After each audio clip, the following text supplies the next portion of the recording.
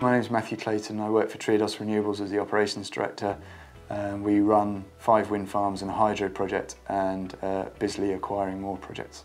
Triodos Bank is a traditional bank in that it provides saving products and investments to individuals, and it invests the money, it lends money out to projects and businesses, and provides business banking services in the same way as any other bank would.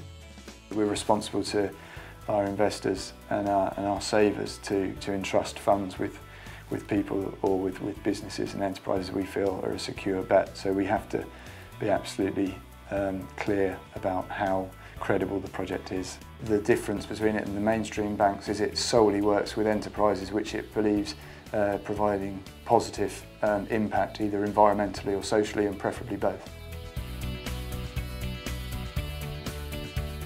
From the bank's perspective, it's great to see projects which are well organised and relatively well developed. It's great if they've got planning, if there's a land lease option in place, and conversations with the technology providers are well advanced, and preferably there's been feasibility work done around the resource. Typically the way we'll establish how well they're organised is if the project's been able to source funding of its own, so through grants and other means of equity.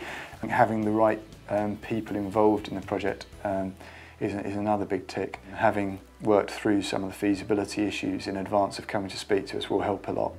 And then we can help steer through some of the people that perhaps you should be talking to, some of the studies that we can recommend that are made. And obviously getting planning permission for a project is a big step. And I think once you've got planning for a project, then there's, you've got a good chance of success. Until you really understand the location, the rights to the location, the technology you might use, the resource that exists, then it really is more of an idea and less of a project, and it's very difficult to work with until it becomes a project.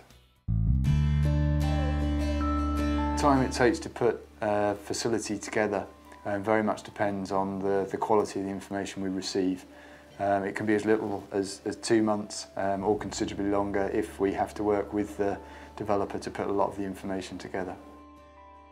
The projects ideally will come with a quite organised contractual framework.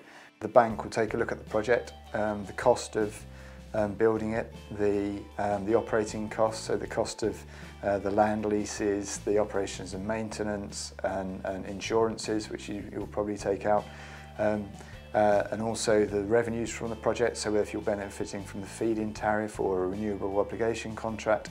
We'll run out a long-term model to see how the project performs, and we'll use that to establish the level of debt that the project can support, whilst making sure that A, you don't get into difficulties by having a debt burden which is too great for the project, and B, the bank can comfortably receive the repayments that are required to provide the facility.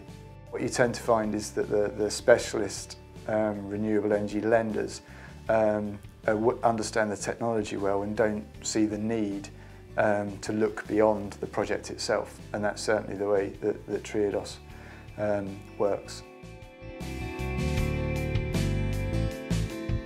Providing a community group is focused on the project, they are well organised and working with people that know what they're doing and have done it before, then there's no reason to consider it any more risky than a commercial entity. I think it's really important when you're taking out or talking to the banks, to understand how the security over the project will work. So what happens in the worst case, I guess.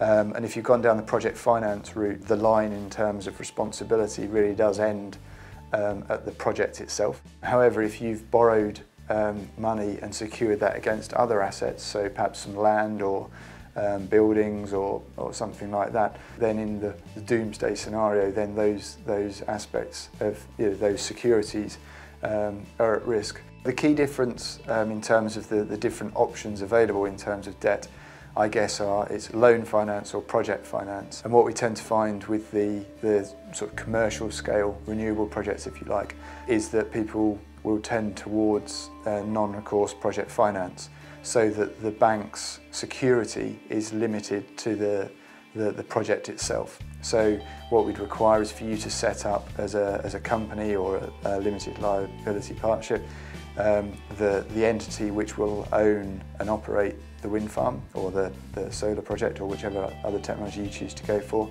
The bank will will sign the contracts and lend directly to that entity, and if the project doesn't generate as well as everybody hoped and forecast, and there were a cause for the debt to be recalled, then the limit of the liability to the community is wrapped up in that entity. So effectively you don't get people losing their homes over the project. But having said that, the level of bad debt, as we call it, on renewable projects is very, very light, because we're quite experienced and very sensible about the levels of debt that we're willing to lend.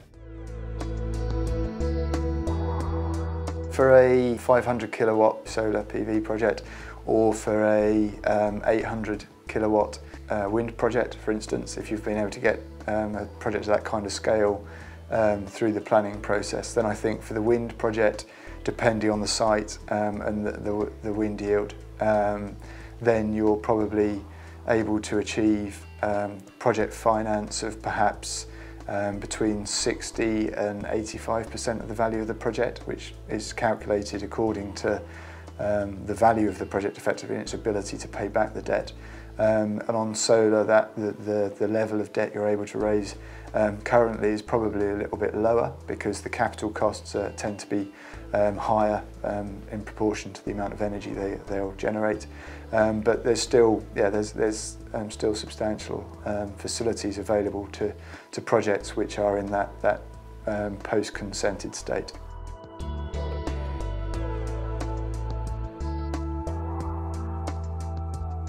The Renewables Obligation is a support mechanism provided by the government to help build and increase and encourage the volume of renewable electricity generation in the UK.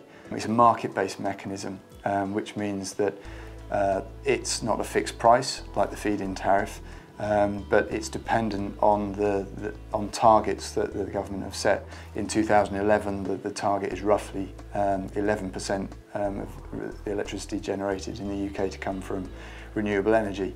Now, currently, the UK is missing that target, so ROCs, so the Renewable Obligation Certificate, have a high value.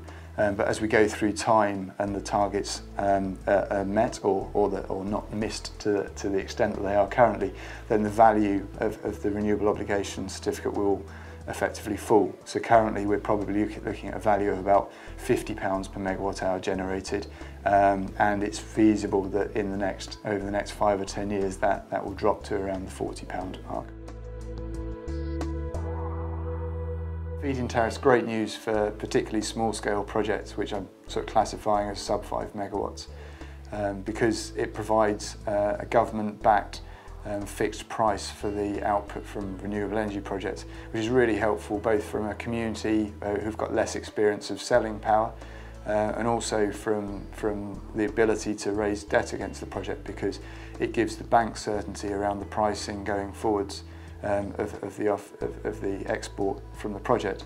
So it really is very, very helpful for the smaller projects.